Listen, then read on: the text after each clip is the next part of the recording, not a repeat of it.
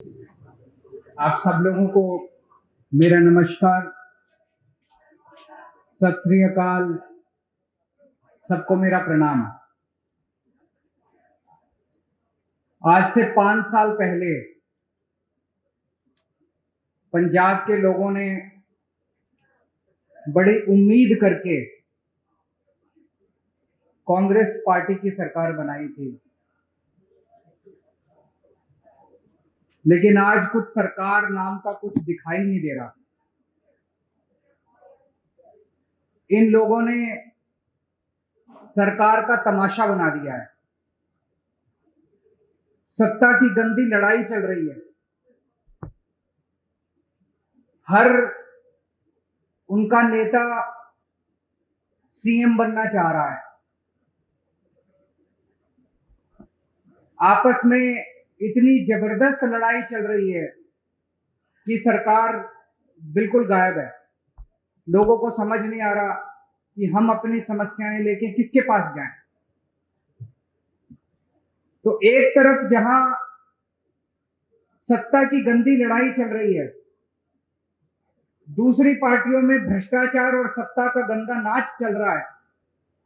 दूसरी तरफ वहीं एक आम आदमी पार्टी है जो पंजाब के विकास और पंजाबियों की तरक्की के लिए दिन रात प्लानिंग कर रही है। अब सब लोग कह रहे हैं और पूरा पंजाब तैयार है कि चुनाव के बाद आम आदमी पार्टी की सरकार पंजाब में बनेगी। सरकार बनने के बाद हम क्या करेंगे, इसकी पूरी प्लानिंग हम लोग कर रहे हैं। अभी थोड़े दिन पहले मैं आपके बीच में आया था। हमने कहा कि हम 300 यूनिट बिजली मुफ्त करेंगे। दिल्ली में करके दिखाई है, झूठ नहीं बोलते। हमने कहा हम 24 घंटे बिजली देंगे, दिल्ली में करके दिखाया है, हम झूठ नहीं बोलते। हमने कहा हम किसानों की बिजली माफ करेंगे, हमने कहा हम पुराने बिल माफ करेंगे। कल मेरी व्यापारियों के साथ मीटिंग हुई। व्यापारियों के साथ मिलकर हम लोगों ने पंजाब के लिए खाका तैयार किया। आज एक बहुत बड़ी और बहुत जरूरी गारंटी देने के लिए मैं आया हूं। वो है स्वास्थ्य की गारंटी, स्वास्थ्य सेवाओं की गारंटी, हेल्थ की गारंटी, अस्पतालों की गारंटी। आज पंजाब के अंदर इतना बुरा हाल है, अगर आप बीमार पड़ जाओ और सरकारी अस्पताल में चले जाओ, पीजीआई छोड़ के सरकारी अस्पताल, प्राइमरी हेल्थ सेंटर में चले जाओ, कम्युनिटी हेल्थ सेंटर में चले जाओ, आप बिल्कुल इलाज नहीं मिलेगा आपको। तो आपको मजबूरी में प्राइवेट में जाना पड़ता है।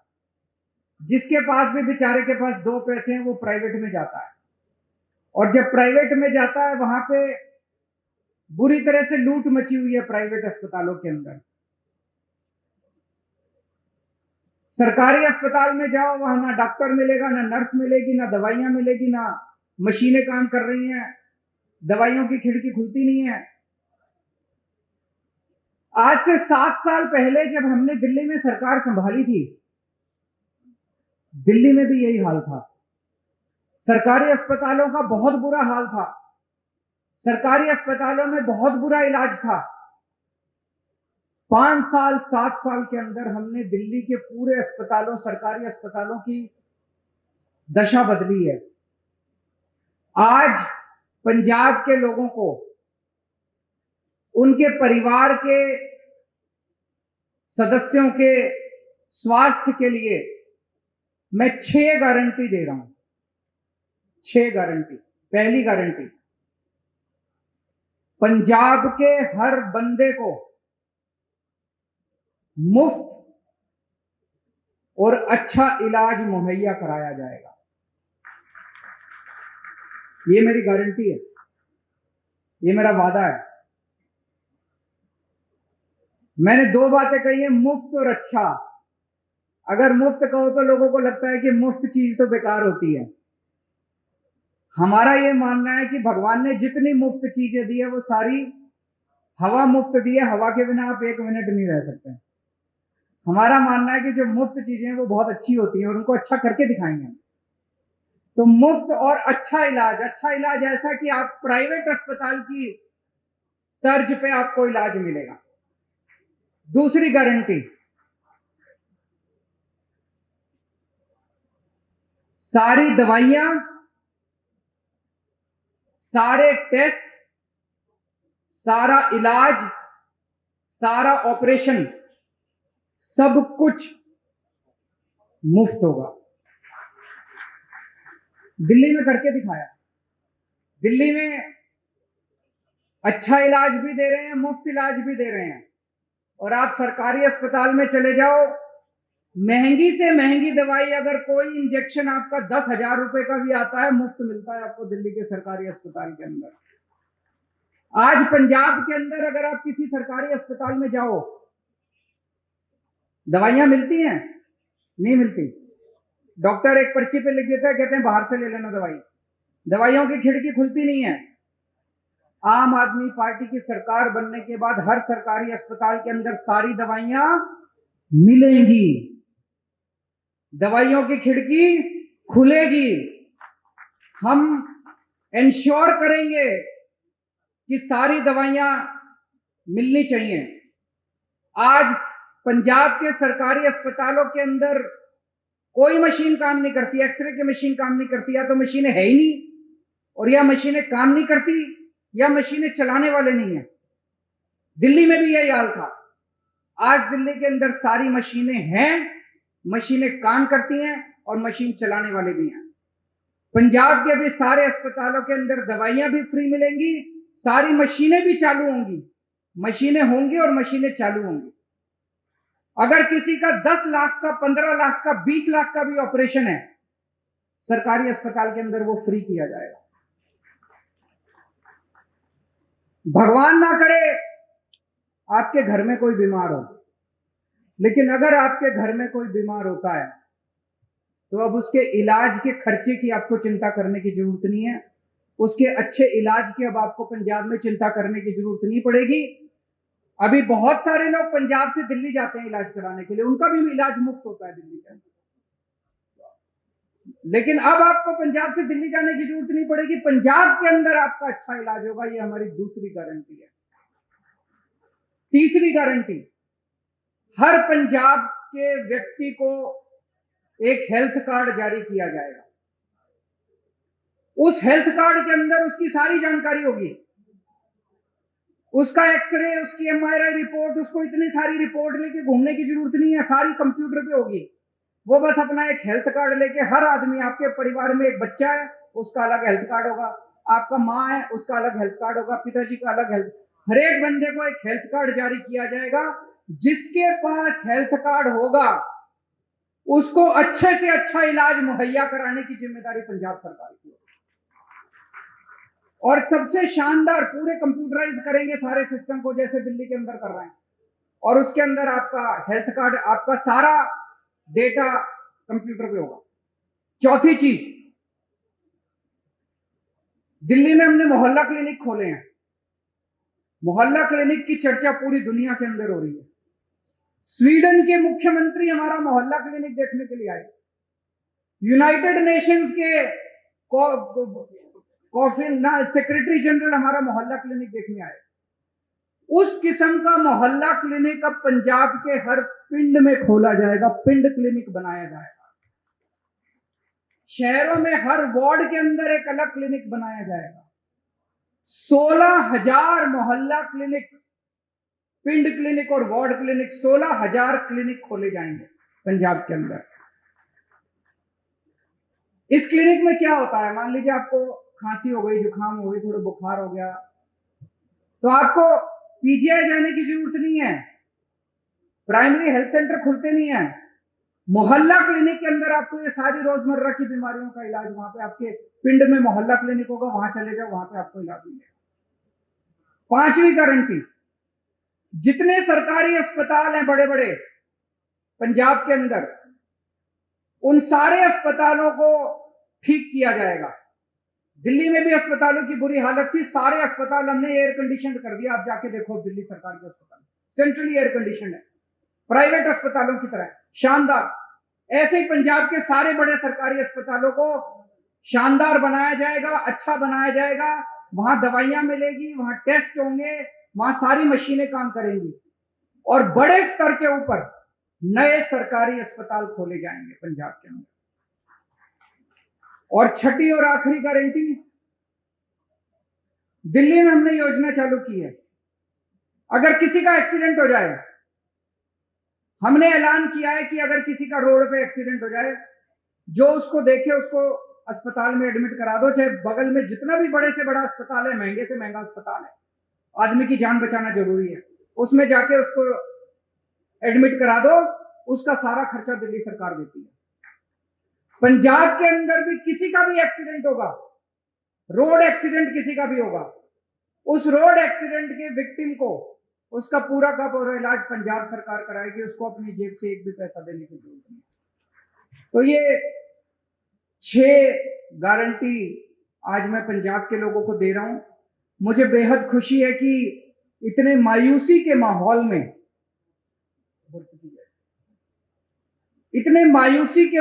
में, जब इतनी राजनीतिक अस्थिरता है, एक आशा की किरण आम आदमी पार्टी के रूप में दिखाई देती है कि कम से कम एक तो पार्टी है जो पंजाब के लोगों की सोच रही है, उनकी बिजली की सोच रही है, उनकी हेल्थ की सोच रही है। ये मेरी आज की गारंटी थी। एक छोटी सी अनाउंसमेंट मुझे करनी है। आज सुबह लुधियाना के कुछ पत्रकार मुझसे मिलने के लिए आए थे और उन्होंने मुझसे निवेदन किया कि आपकी सरकार सर बनना तय है, अगर आपकी सरकार बन जाए तो पूरे पंजाब में 3 शहर ऐसे हैं जहां पे प्रेस क्लब है, जालंधर, अमृतसर और चंडीगढ़। बोले जी बाकी शहरों में भी प्रेस क्लब बना देना। तो मैं आज आपको वादा करता हूं कि हमारी सरकार बनेगी तो जितने भी छोटे बड़े शहर है पंजाब के, सब जगह आपकी सुविधा के लिए प्रेस क्लब बनाए जाएंगे। ये भी गारंटी है। अब अगर आपके कोई प्रश्न है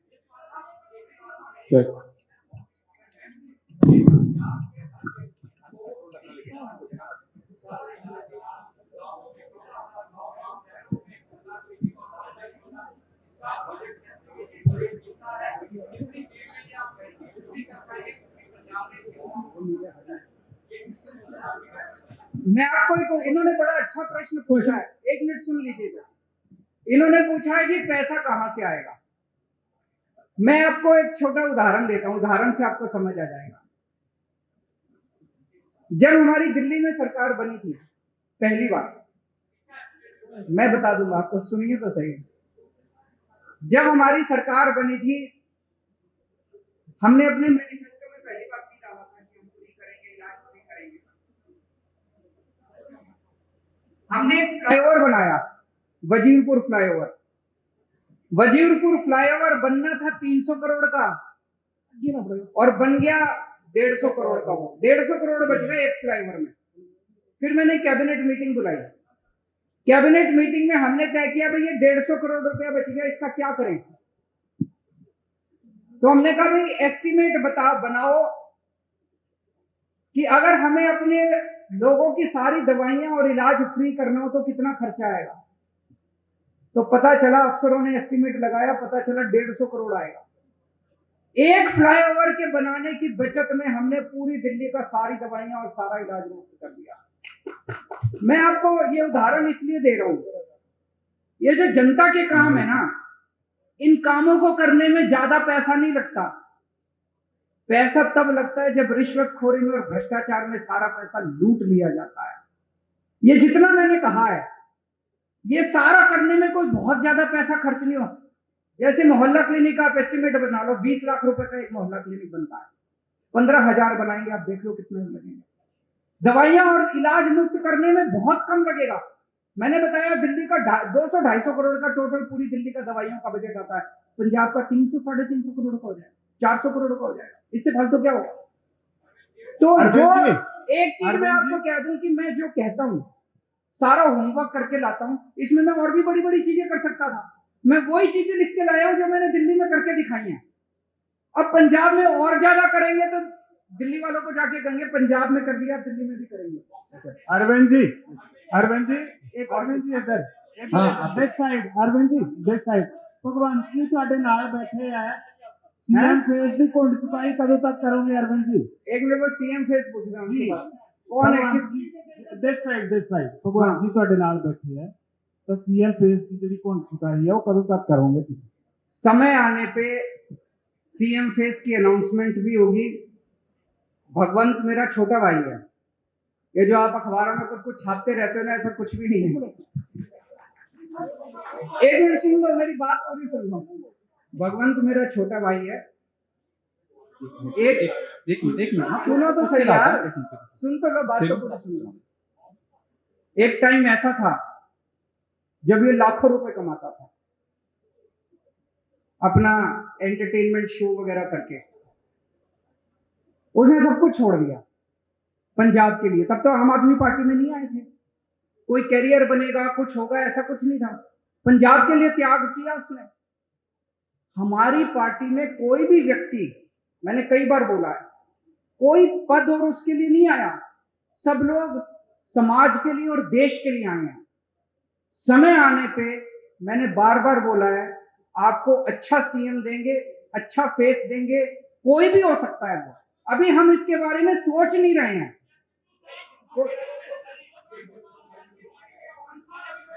केजरीवाल वो मेरे से पूछ रहे हैं क्या सिद्धू साहब पार्टी में आ रहे हैं। ये एक हाइपोथेटिकल क्वेश्चन है, काल्पनिक क्वेश्चन है। कभी भी अगर कुछ ऐसा होगा सबसे पहले आप ही को बताएंगे। केजरीवाल साहब, ਕਾਂਗਰਸ ਪਾਰਟੀ ਦੋ ਹਿੱਸਿਆਂ ਦੇ ਵਿੱਚ ਵੰਡੀ ਗਈ ਹੈ। ਹੁਣ ਇਹ ਕਿਹਾ ਜਾ ਰਿਹਾ ਹੈ ਕਿ captain Amarinder Singh BJP join ਕਰ ਸਕਦੇ ਨੇ, ਤੇ ਜਿਹੜੇ ਮੌਜੂਦਾ ਸੀਐਮ ਹੈ ਚਰਨਜੀਤ ਸਿੰਘ ਚੰਨੀ, ਉਹ ਖੁਦ ਨੂੰ ਆਮ ਆਦਮੀ ਕਰਕੇ ਪ੍ਰੈਜ਼ੈਂਟ ਕਰ ਰਹੇ। ਮਤਲਬ ਜਿਹੜਾ ਤੁਹਾਡਾ ਆਈਡੀਆ ਆਈਡੀਓਲੋਜੀ ਹੈ ਉਹ ਵੀ ਕਿਤੇ ਹਾਈਜੈਕ ਹੋ ਰਹੀ ਹੈ, ਤੇ ਤੁਸੀਂ ਇਸ ਚੀਜ਼ ਦਾ ਐਨਾਲਿਸਿਸ ਕਿਵੇਂ ਕਰ ਰਹੇ ਹੋ?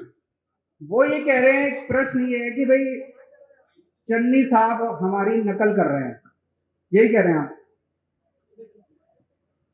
केजरीवाल की नकल करना आसान है, अमल करना मुश्किल है। मैं एक मिनट इसको क्लियर कर देता हूं। जब पहली बार मेरी 49 दिन की सरकार बनी, 49 दिन में 32 अफसरों को जेल भेजा था जो भ्रष्टाचार कर रहे थे। हंगामा मच गया था दिल्ली के अंदर। आज मैं नहीं कह रहा, आरोप लग रहे हैं कि भ्रष्टाचारी और दागी अफसरों को बड़ी से बड़ी पोस्ट दी जा रही है। अमल करना मुश्किल है। एक मिनट, मेरे एक दिन मैं ऑफिस में बैठा था, मेरे पास एक किसी ने ऑडियो टेप भेजी व्हाट्सएप पे। उसमें मेरा एक मंत्री दूसरे किसी बंदे से 5 लाख रुपए मांग रहा था। भाई साहब, 1 घंटे के अंदर प्रेस कॉन्फ्रेंस करके मैंने उस मंत्री को सस्पेंड कर दिया और सीबीआई को केस भेज दिया। आज आरोप लग रहे हैं कि चन्नी साहब के मंत्रिमंडल के अंदर दागी मंत्री हैं, उनकी पार्टी के अंदर दागी विधायक हैं। तो मैं उनसे कहना चाहूंगा कि केजरीवाल की नकल करने के साथ साथ उस पर अमल करने का साहस और हिम्मत लेके आइए। केजरीवाल साहब, एक सबसे बड़ा जो सवाल था बेरोजगारी का, केजरीवाल साहब इधर इस तरफ बोलिए बोलिए साहब इधर बोलिए बोलिए बोलिए। एक बेरोजगारी का सबसे बड़ा इशू पंजाब में है, और पंजाब में आपको लगता है कितने परसेंट आ रहा है बेरोजगारी की? और दिल्ली में आपकी सरकार बनने से पहले कितनी बेरोजगारी थी और कितना आपने उसको दिया? और दूसरा, SYL के मुद्दे पे क्या स्टैंड आपका? बेरोजगारी बहुत बड़ी समस्या है। दिल्ली के अंदर बेरोजगारी को लेकर हमने कई सारे कदम उठाए हैं। अगर मैं ये कहूं कि दिल्ली में बेरोजगारी खत्म हो गई, ये गलत होगा। लेकिन आपको एक छोटा सा आंकड़ा देना चाहता हूं। अभी कोरोना के टाइम में बेरोजगारी बहुत ज्यादा बढ़ गई, बहुत ज्यादा लोगों की नौकरियां चली गई, फैक्ट्रियां बंद हो गई, दुकानें बंद हो गई, बाजार बंद हो गए। हमने एक जॉब पोर्टल बनाया कि जो जो लोगों को नौकरियां देनी है वो अपनी नौकरियां पब्लिसाइज कर दें, और जिन लोगों को रोजगार चाहिए वो उसके ऊपर अपना। आपको जान के ताज्जुब होगा, मैंने जब वो पोर्टल बनाया था दिल्ली सरकार ने, हमें लगा था कि अगर 25-30 हजार भी नौकरियां अगर आ जाएंगी तो हम मानेंगे कि बड़ी सफल हो गए। 2 महीने के अंदर 10 लाख नौकरियां उस जॉब पोर्टल के ऊपर आई। 2 महीने। बहुत सारे लोगों को नौकरियां मिली। जितने लोगों की नौकरियां गई थी कोरोना के टाइम में, बहुत सारे लोगों को नौकरियां वापस मिली। हमने ढेरों स्कूल बनाए हैं, ढेरों मोहल्ला क्लिनिक बनाए हैं, वहां पे हम लोगों ने हर बस के अंदर बस मार्शल नियुक्त किए हैं। इसमें इतनी नौकरियां निकली हैं, इतनी नौकरियां, हमने डोर स्टेप डिलीवरी शुरू की है, घर घर के अंदर हम इतनी नौकरियां निकली हैं। वो सारे काम पंजाब के अंदर भी किए जाएंगे और मैं समझता हूं कि इससे पंजाब के बेरोजगारों को नौकरी मिलने में सुविधा होगी। और उसके पहले कल भी मैंने कहा था, मैं चन्नी साहब से निवेदन करना चाहता हूं कि कैप्टन साहब ने प्रॉमिस की थी कि मैं हर एक को रोजगार दूंगा। उन्होंने कार्ड भी दिया था, आज तक बच्चे कार्ड लेके घूम रहे हैं। मेरी उनसे निवेदन है कि कैप्टन साहब के वादे को पूरा करें, हर बच्चे को नौकरी दें बेरोजगार को, और जब तक नौकरी नहीं मिलती वो बेरोजगारी भत्ता दें। सर ਤੁਸੀਂ ਹੁਣੀ ਕਿਹਾ ਕਿ ਇੰਨਾ ਕੁਝ ਫ੍ਰੀ ਕਰੋਗੇ, ਕੇਜਰੀਵਾਲ ਸਰ ਤੁਸੀਂ ਹੁਣੀ ਕਿਹਾ ਕਿ ਇੰਨਾ ਕੁਝ ਫ੍ਰੀ ਕਰੋਗੇ। 300 ਲੱਖ ਕਰੋੜ ਦਾ ਕਰਜ਼ਾ ਪੰਜਾਬ ਦੇ ਉੱਤੇ ਹੈਗਾ, ਇੰਨਾ ਕੁਝ ਫ੍ਰੀ ਕਰਨ ਦੇ ਬਾਵਜੂਦ ਜਿਹੜਾ ਕਰਜ਼ਾ ਕਿੱਦਾਂ ਉਤਰੇਗਾ ਜੇ ਸਰਕਾਰ ਤੁਹਾਡੀ ਆਉਂਦੀ है? दिल्ली में भी बहुत कर्जा था। दिल्ली का बजट जब हमारी सरकार बनी घाटे में चल रहा था। आज 2019 की सीएजी की रिपोर्ट है जिसमें सीएजी ने कहा है, मैं नहीं कह रहा, कंट्रोलर ऑडिटर जनरल ने बोला है कि पूरे देश में अकेली दिल्ली सरकार है जो घाटे में नहीं चल रही, नफे में चल रही है। एक मिनट सुन लो, नफे में चल रही है। कैसे किया हमने? हमारी सरकार बनने के पहले दिल्ली सरकार घाटे में चल रही थी, कर्जा चढ़ा हुआ था। आज दिल्ली सरकार पे एक नए रुपए का कर्जा नहीं है, केवल और केवल एक चीज से, भ्रष्टाचार खत्म कर दिया, रिश्वतखोरी खत्म कर दी। सरकारों में पैसे की कमी नहीं है, नीयत की कमी है। अच्छी नीयत वाली सरकार लेके आइए, आप देखिए क्या से क्या हो सकता है। अच्छा केजरीवाल साहब आखिरी क्वेश्चन, केजरीवाल साहब बोलिए। केजरीवाल साहब आपकी मेरे को जिसके पास माइक है वो बोल दीजिए। केजरीवाल साहब इधर दिस साइड बोल दो। केजरीवाल साहब आपके नेताओं का कहना है, हाई प्रोफाइल नेताओं का, दिस साइड बोलिए। केजरीवाल साहब आपके नेताओं का कहना है, विधायकों का कहना है कि पंजाब में किसानों को पराली जलाने के लिए दंडित किया जाना चाहिए, जो कथित तौर पर दिल्ली को प्रदूषण करता है। आपका इस पे स्टैंड क्या है? आप इस स्टैंड पे कायम है? किसने बोला है? एक मिनट, किसने बोला कि पंजाब के किसानों को दंडित करना है? बिल्कुल नहीं बोला। आप दिखा दीजिए। एक मिनट, आप ये स्टेटमेंट दिखा दीजिए कि आम आदमी पार्टी के किसी ने बोला मैं राजनीति छोड़ दूंगा। झूठ मत फैलाइए, गलत मत बोलिए। पत्रकार की जिम्मेदारी है जनता को सच बताना। अब मैं आपको बताता हूं, एक मिनट सुनिए मेरी बात।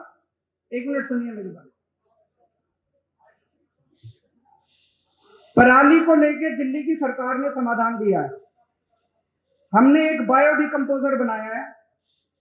जब पराली वो होती है तो किसान को अगली फसल लगाने के लिए उसको जल्दी होती है, उसको तीली लगा के वो जला देता है, उसकी मजबूरी होती है। किसान का कसूर नहीं है, कसूर सरकारों का है। सरकारें क्या कर रही थी? सरकारों ने समाधान क्यों नहीं निकाला?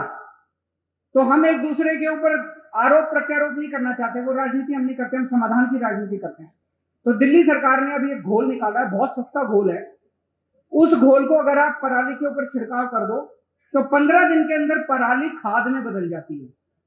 तो जो पराली समस्या थी वो पराली अब आपके लिए एसेट बन गई।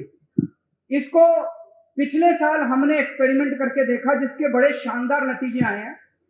अब उसकी घोल की खूब डिमांड है। दिल्ली सरकार अपने सारे किसानों के यहाँ उस घोल का छिड़काव फ्री में कर रही है। पंजाब सरकार भी कर सकती है। तो अगर पंजाब के अंदर सरकार बनती है तो वो छिड़काव हम सारे किसानों के खेत में फ्री में करेंगे। किसानों को जलाने की जरूरत नहीं पड़ेगी और वो सारी पराली खाद में बदल जाएगी। आम के आम, गुठलियों के दाम। Thank you so much, thank you. बहुत बहुत मेहरबानी, बहुत बहुत शुक्रिया, धन्यवाद सर।